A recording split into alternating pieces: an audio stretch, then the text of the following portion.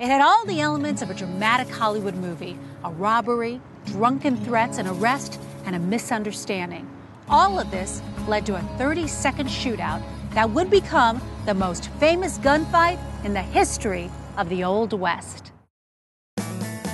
In late October 1881, the Tombstone Epitaph's headline read like this: 3 men hurled into eternity in the duration of a moment.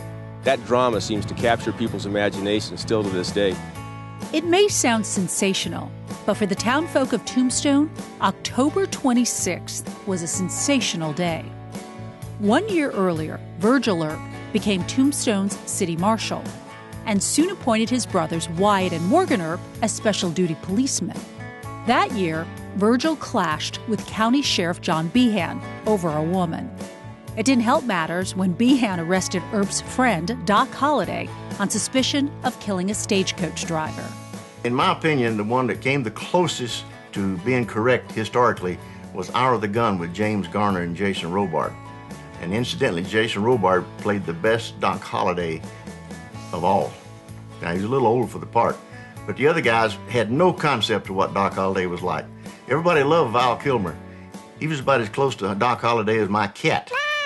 By 1881, the Earps made other enemies with 2 ranching families. It seems that the Earps and Doc Holliday had been having trouble with some of the cowboys, mainly the McLaury brothers and the Clinton brothers. The cowboys had been threatening the Earps in the saloons and restaurants in town.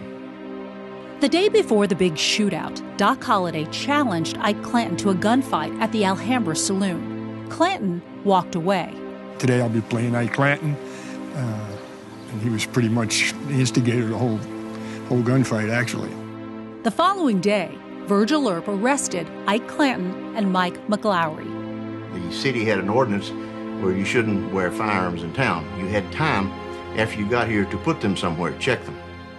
These cowboys had not done that. After taking their guns and releasing them, the 2 humiliated men met up with their brothers, Billy Clanton and Frank McLaury, at the OK Corral. Marshal Earp wanted their guns too, so he enlisted his brothers Wyatt and Morgan and their friend Doc Holliday to help him with the weapons roundup. Sheriff Behan happened to be in town and urged them to hand over their guns to him. They told him no, that they wouldn't be disarmed unless he disarmed the Earps first.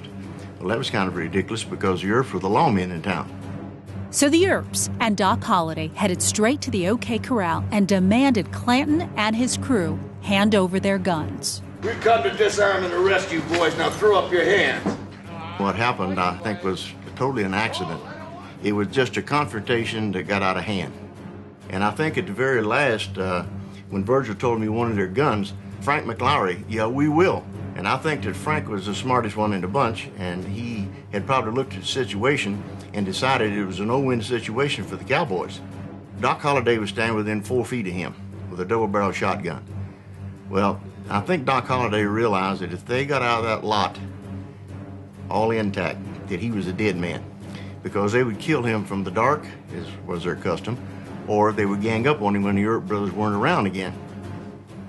So I think what he did is he cocked that shotgun and punched Frank McLaury with it, and probably said under his breath, "We came here to kill you SOBs." Well, what do you do with a drunk when a drunk with a double-barrel shotgun cocks it and points it at you 4 feet distance?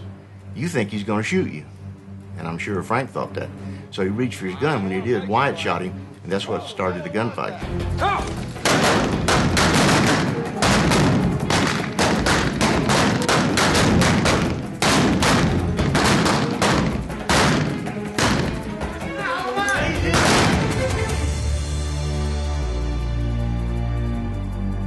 The Earps and Holliday were arrested for the murder of Billy Clanton, Frank McLaury, and his brother Tom. But the judge, a relative of the Earps, set the men free, claiming their actions were justified.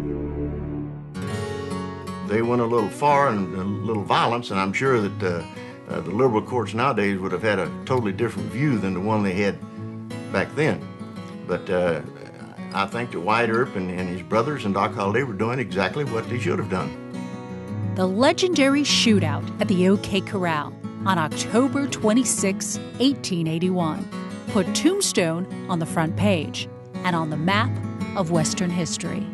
There's no question that the 30-second gunfight between the Earps and the Clantons has truly led to the mystique.